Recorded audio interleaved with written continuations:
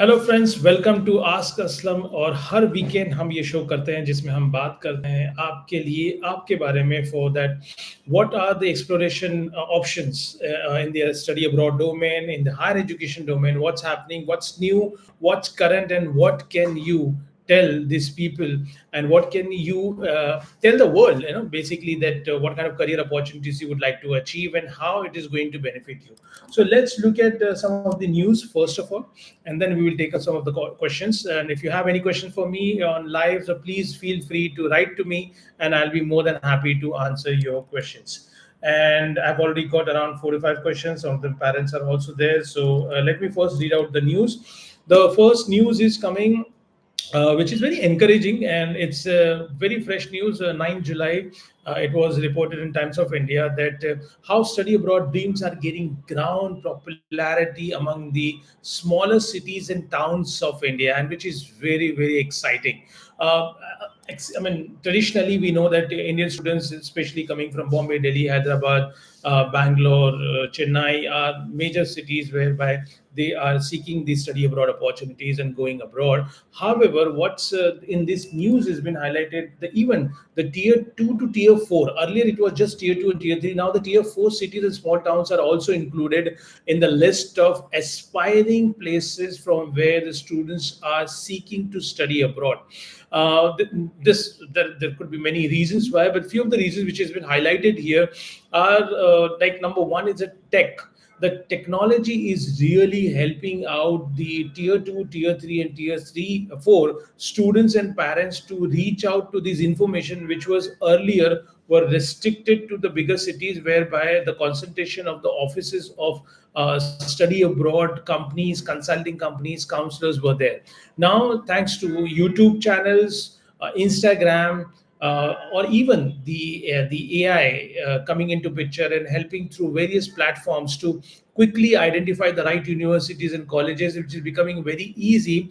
The students who may not have access to the big consulting companies' offices, which are usually concentrated in the major cities, can easily surf through the same information with the help of the technology. They can ask onto YouTube, go through and surf through the videos which educate them on how to select the universities and courses in abroad.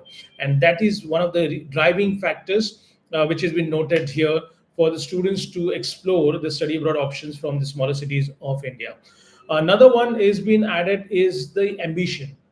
Of course, the students coming from smaller cities and towns, or not only just students, nowadays the parents also are feeling that their kids also deserve the best of the world quality of education and the lifestyle.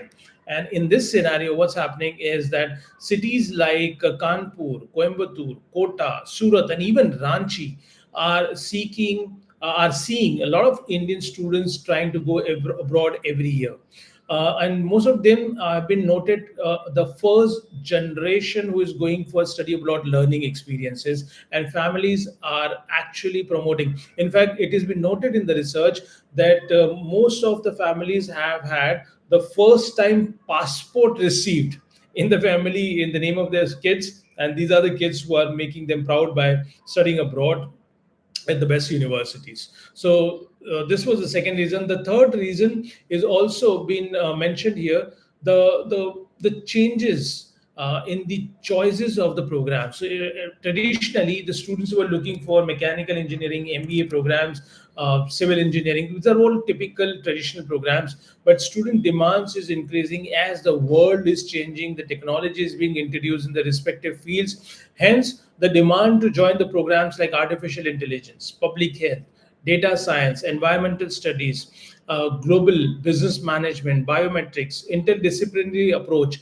It means that you would like to do engineering, but you also would like to study the management subjects, or you would like to combine the traditional course along with your hobby. If you don't know that in abroad, like countries like US and UK, you can go for a very traditional course like BSc in computer science.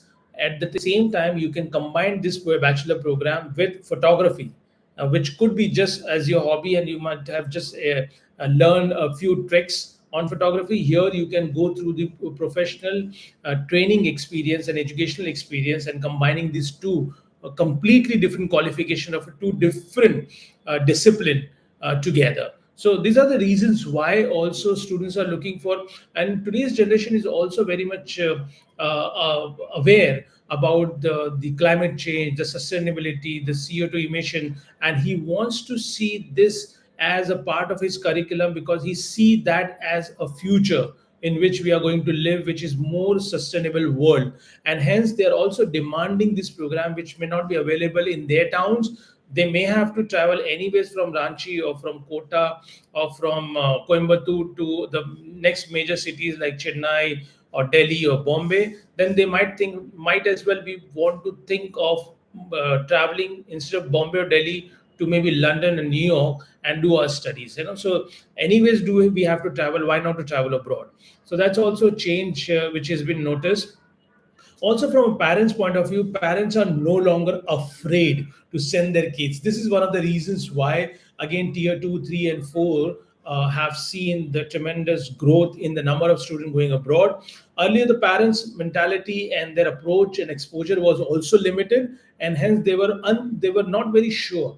So, if anything had to happen in the world scenario, they used to rethink about this decision of going sending the kids abroad. But nowadays, even though, and you'll be shocked to note that even though the Russia and Ukraine war is taking place, even in this situation, last year alone, more than 5,500 students went to Russia for their MBBS degree program. So what's happening is that parents are bold, taking a bold decision. They understand the geopolitical scenario. They do understand the war situation, but you also understand that Russia is a very big country. The war is being fought at the border of Russia and Ukraine, mostly in within the Ukraine, and hence the entire Russia, which is the western and eastern side, is still very safe to go and travel. People are going for business purposes. Many parents have got their business requirements and business needs also, and that also allows them to travel around the world and actually get the access to the right information, not just the media showcase information. And hence they are very bold to take this kind of decision and very calculated decision at the same time. They say that the entire world is risky anyways, anything can happen anytime, but that should not stop them to take a bigger decision for their career's growth, for the child's career growth. And this is also last season has been contributed that not only for the degree but also for the exposure and a better lifestyle. Students and parents are thinking of moving to study abroad. That's again a very important point. Many of the time counselor thinks that we will focus only on to the advantage of the university ranking and the degree title what they're getting, but more than that, for many students and parents, it's experience counts. It's an exposure counts. Many a time parents who come from a decent professional background or a business background, they understand the power of networking. They understand the power of meeting the different minds and learning from them and employing that learning into their own profession and business. And hence parents are not afraid to let their students have these experiences what they have had in their later stage of their life. And hence that could be also one of the reasons why tier 2, tier 3, and tier 4 cities are seeing the big growth towards study abroad opportunities. So let's move to the next report, and this report again is being reported in Times of India. That what is more important and what is the difference, and how do you get onto scholarships or student loan? Whether it's easy to get into scholarship or to student loan, or what is better to fund their international education. Basically, this report highlights what is scholarship and where is the right time to opt for the scholarship and when is the right time for opt for the education loan. Though there was some point which I was not very in line with, and I did not agree with the article which has been written completely. However, it also it does showcase the very important point what the students and parents are looking for: how to subsidize, how to reduce our international study expenses. Okay, so taking an info from this report, I would like to add few things here. Is that if you start your study abroad journey at least a year before of your intake date, that is the ideal time wherein you can also be eligible to apply for the scholarship. Second, the word scholarship has got the inbuilt word called scholar. So, what many times we misunderstand in India, especially, is that having a scholarship is only a reserve right for the scholars, which is not true. You don't need to be scholar to have a scholarship. Okay, the scholarships in abroad is widely available provided you are at the right time making right applications to the right university and right course. In India, on the contrary, we may be asking about you take some donation, you take some management quota fees, but let our kid to study at your place. This is what the scenario we face here in India, where in abroad, when you talk about scholarship, the same time the parents may not be in the mindset to accept the fact that it could be a easy affair to get the scholarship in abroad as compared to getting the seats which may be available against the donation or quota, management quota here in India. So why it happens in India? Because in India we have got a lot of students, we have got huge number of applications fighting for the small number of seats. Take the example of IIT. We have got only 17,000 odd seats, and combined together IITs and NIITs and triple ITs, we may have around 40,000 to 50,000 seats, for which we have got 14 lakh students making an application. And of course, there are lots of filters being added in order to get into the top of the top students. Similarly, when you approach to the private colleges, which are known, not necessarily good ones, because the private colleges, a lot of things are happening in private colleges. A lot of private colleges are bogus. They just promote their degrees. There is no substance, there is no curriculum, there is no quality of education. However, even if you would like to go to so-called the famous private colleges, what you got to do is to get through their entrance exam. If you do not get the seats, which are always less in numbers, then you have to take the route through the donation or through the management quota, and then pay 10 times more fees or pay some extra lump sum amount and then get into the colleges. Coming to the straight point, you might be paying for your MBA 15 lakhs to 25 lakhs here in India in private colleges, which is very common to pay. However, you would be surprised to know that in abroad, you can go to top ranking universities between 10 to 15 lakhs rupees. And on top of that, you would still have a chance to get the scholarship, even though your percentage would be anywhere between 60 to 75, 80. So you don't have to have a 95 percentage, 95 plus percentage in order to get the scholarship. You just need to start well in advance, make an application properly, write a very strong appealing SOP, get the documents presented in a way college expect you to do that, and you will not be far from getting a scholarship. Talking about the scholarship, scholarship could be in abroad anywhere between 5% or 10% reduction on tuition fees to 100% tuition fee waiver. Yes, you heard it right. Complete tuition fee waiver. So आपको यानी सिर्फ living expenses वहाँ पे करने हैं और आपको tuition fee college में पे ही नहीं करनी है. ऐसी भी बहुत सारी अपॉर्चुनिटी है. We have sent hundreds of students like this who have studied now or who are studying in abroad with complete free education, and they are just taking care of their living expenses. On the other side, student who cannot get full funding through the scholarship, or they are still falling short into fund their expenses for the expenses to study abroad, then additionally you have got the opportunity to go for the education loan. Now the education loan will help you to get the fund required, but you have to repay this fund.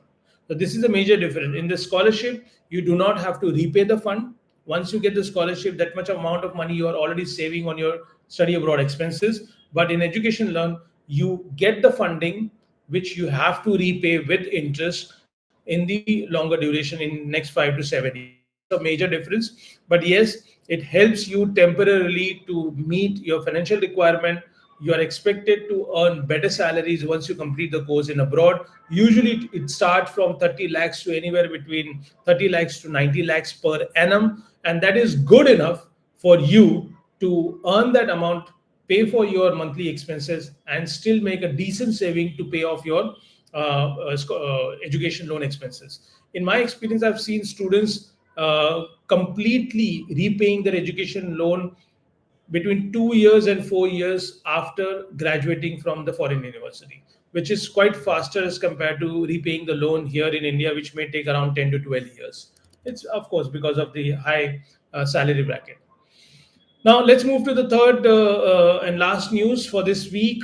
So the report has suggested that a lot of students have started again getting attracted towards New Zealand for their higher education needs, and New Zealand department has registered 34% rise of application from India in the August 2024, and the number reported here are in 2023 we had 7,930 students, almost 8,000 students going to New Zealand, which has jumped to now 10,640 in 2024. That's a big jump, and I believe that that's a very good trend which you can monitor and you can harness on if you are looking for a destination which usually get overshadowed by Australia. It's a neighboring country. New Zealand is a very beautiful country. It's always consistently ranked among top 12 safest destination in the world to live and study, and hence I think it makes a lot of sense to look at New Zealand as your future destination for the foreign education. By the way, in terms of a university, all of the eight, there are only eight universities in New Zealand. All of them, they rank very high in the QS ranking. All of them rank among top 500 in the world. Some of them, like University of Auckland, ranked 65, University of Otago ranked 197, and Messi University ranked 230. These are just some of the top ones out of eight university. So quality of education is amazing, and there are some recent facts also why the New Zealand has become so attractive destination for the students. First of all, New Zealand cost of living is relatively lesser as compared to Australia. So approximately around 9 lakhs to 15 lakhs in a year could be the living expenses for a student to study in New Zealand, which would be far, far lesser than living in Australia in big cities like Monash, or in US big cities like California or New York. Plus, here you also get in New Zealand a post-study stay back option, which is up to 3 years. So you can get up to 3 years stay back option. You can work part time during your studies, and that makes a lot of sense for the students to go to New Zealand and seek a career opportunities after the completion of course. And country's unemployment rate is also one of the lowest in the world, 5.1%. Apart from that, recently in the year 2023, for lots of New Zealand universities have entered into the academic tie-ups with major associations or universities of India, like IIM Ahmedabad, GIFT City in Gujarat, Karnataka State Higher Education Council, and that has fostered the research, student exchange, and academic collaboration, which is in return making New Zealand again a very attractive place for the Indian students to look for higher education. So, with this, we conclude our news session. I have got one question asking, Sir, is the Tambo University in Russia is safe? Well, as a Russia as a country is super safe, and Tambo is one of the most popular state-run university, basically for engineering and medicine courses. There are lots of Indian students. If I'm not wrong, they have got more than 300 Indian students already on campus studying majorly their MBBS programs. In fact, the Tambo University is so famous among Indians that the university celebrate a lot of Indian cultural festivals and activities, including Diwali, Dasera, and you would feel the sense of inclusion and having a belonging towards a community while living in Russia at Tambo University. So definitely, it's a very, very good university. If you're looking for a reasonable study abroad option in Russia to prosper in the field of medicine. Let's take some of the questions which have already been asked online, and it is with me. So number one question is, I'm an engineering student, wanted to go for MBA, but I haven't finalized the university yet. What's the smartest way to shortlist the right one for me?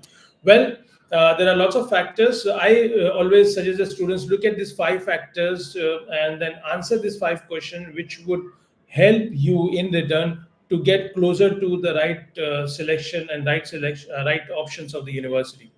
First, consider that you're migrating from engineering to management side. So look at the university which has got the management course ideally meant for even non-management, non-financial students, and answer these questions in this order. That first of all, identify what kind of specialization are you looking for out of this your MBA program.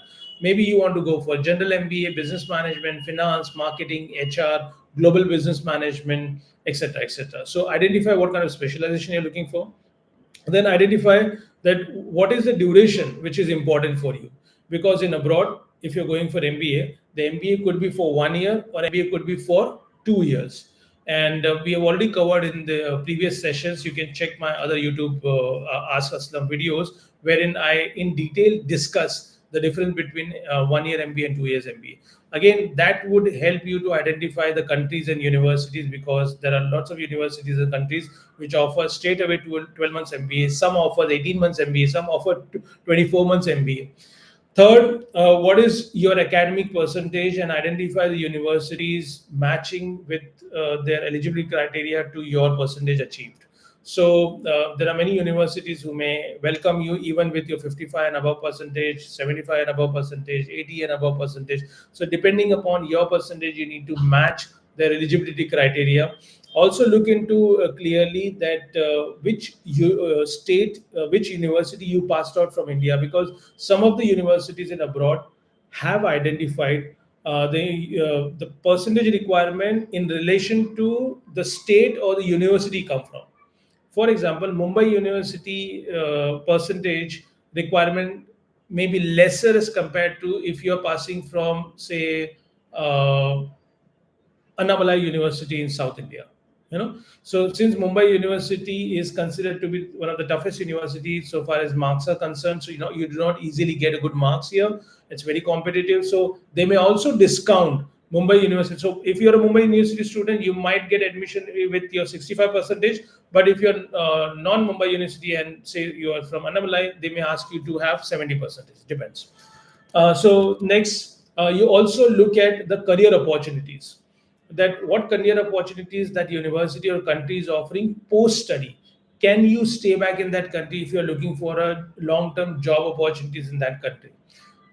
Can you apply for a work permit? Can you do a part-time job if it is important for you to cover your living expenses? So if you are not having a budget ready for living expenses, and you think that okay, I will do my part living expenses, I mean, I'll arrange for first 3 months and later on I may have to have dependency on my part-time job. Maybe you would like to identify the universities which are located in the heart of the city, and you do not want to go to the university which is right in the remote place in the small town, because there the part-time job opportunity would be lesser. Hence many times students complain that, oh, we've been informed on the website that there's a part-time job opportunities, but we are not getting part-time job. Well, this is because if you're depending on the part-time job, you should have ideally selected the university which are located right in the city center or in and around the city, so that it would have given you more exposure to the potential job opportunities in that particular city. And last thing is, what is your future goal after doing your MBA program? What do you want to do? Would you like to stay back in that country for a longer duration? Would you like to come back to India and start your own business, start working here, or help in your father in his business? Would you like to in long term look for settling down in a foreign country? So maybe from a university country point of view, the PR opportunities, the citizenship rules becomes immediately more important for you to also select the university. So these are the questions. If you answer and then you look for the option, it would be easier for you. Or the easiest thing you can do is that contact our team and talk to our counselors. We will offer you free counseling, and they will help you to at least get closer to your dream destination or university. Moving to the next question, my son wants to study sports management course. How do I know it has real career scope? Well, sport management has got a huge scope in the field. If you would like to make a career, the sports management also has been divided into various areas. So in India, usually when we talk about the sports management, we think okay, sports management by itself is a course, but ऐसा नहीं है. आपको sports management में भी बहुत सारे specialisations की varieties मिलती है. For example, you can do sports management with athletic performance. You can do sports management and performance management. You can do sports management with celebrity management. You can do sports management with event management. You can do sports management and science, going more towards science. You can do sports management with data science. So there are lots of flavors within the sports management which you can go for. So if you're a science student, maybe you would like to go more towards athletic performance. If you're a student of IT, maybe you can go for data science, sports management, data science. If you're a students of management, maybe you want to go for sports management with events or celebrity management or a general management in the sports management. So there are lots of opportunities within the sports.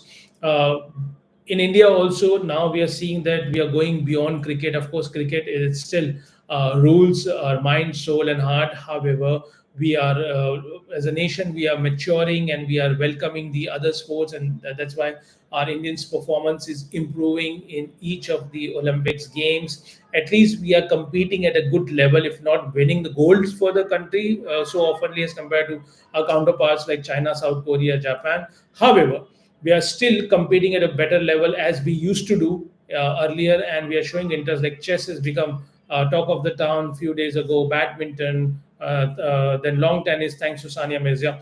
So we have got the opportunities of sports are opening up, the more clubs are opening up, more competitions are coming up, and all these things would help you to grow within this particular field also.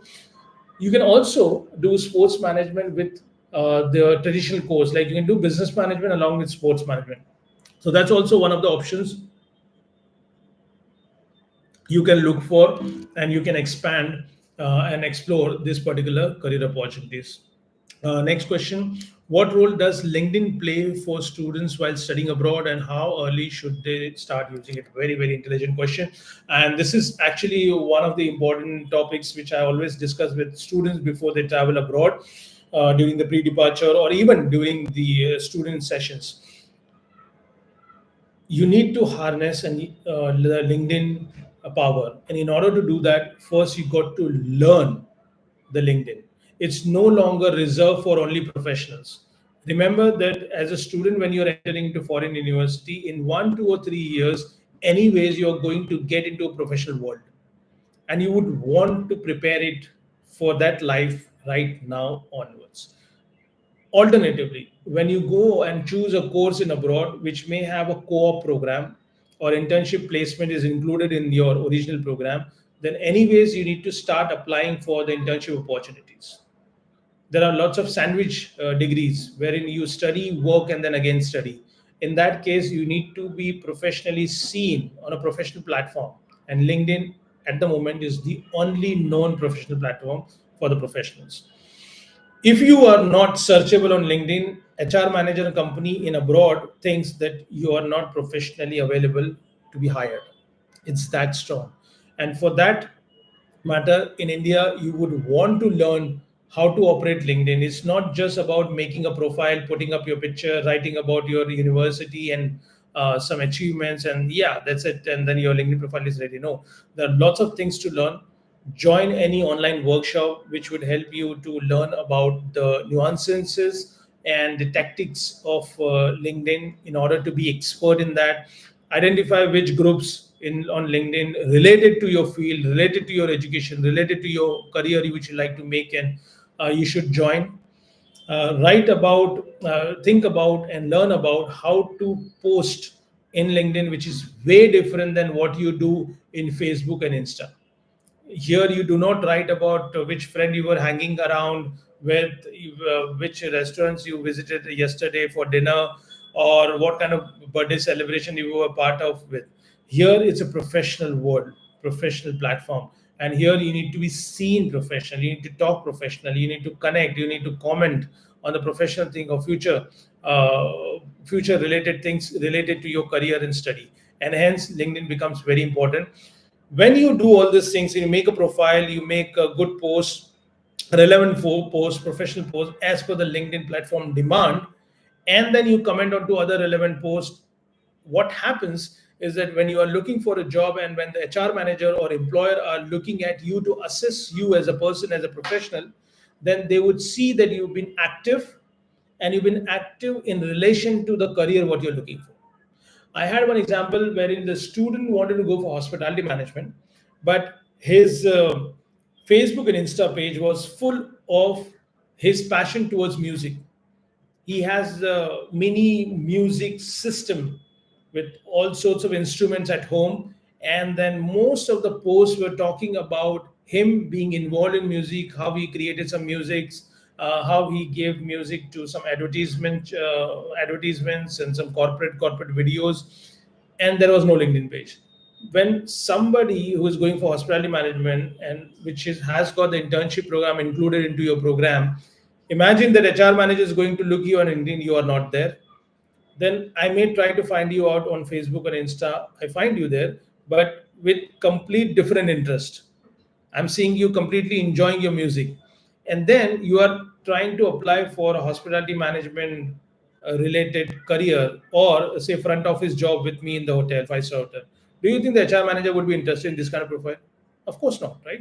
So because your passion is something different, you're applying for some other job, it's complete mismatch. And hence, you got to first come on professional platform like LinkedIn, maintain it like a professional, have some deliberate relevant posts, and then give yourself chance to be selected by the companies. So with this, I think I would conclude the session. Thank you for asking this brilliant question. I really enjoyed answering these questions to you. I hope that this session was useful and fruitful for your information on higher education and studying abroad. If you have further more questions, please do not forget to keep it with you. And again, we'll meet on next Saturday, 4 o'clock, and we'll shoot those questions on comment, and I'll be happy to answer that. Until then, take care of yourself and have a good weekend. Bye-bye.